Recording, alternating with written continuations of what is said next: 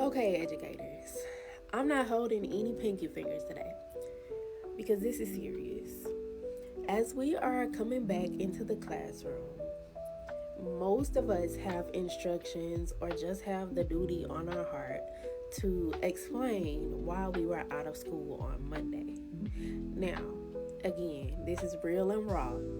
Please do not do Martin Luther King Day an injustice.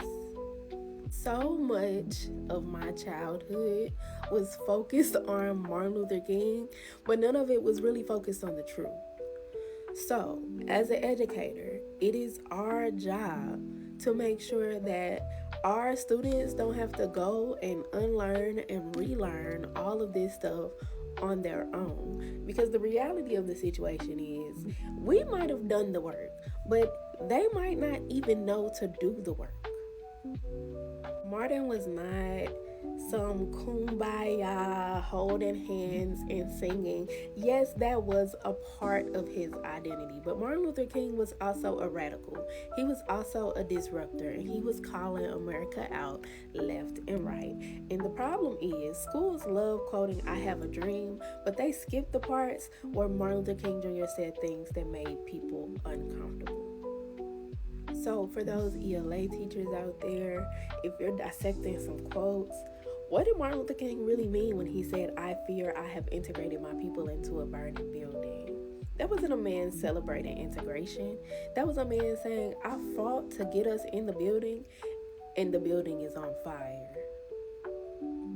He also said the Negro is still not free. He also said injustice anywhere is a threat to justice everywhere.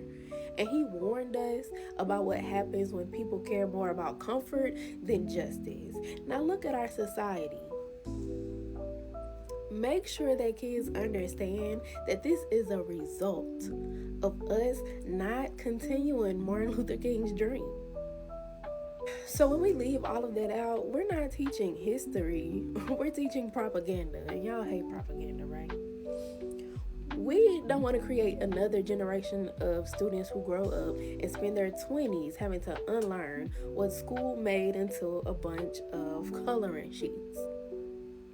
And to my white educator colleagues out there, it is not your job to teach Martin Luther King in a way that protects whiteness. It is not your job to make America look innocent. It is your job to teach the truth.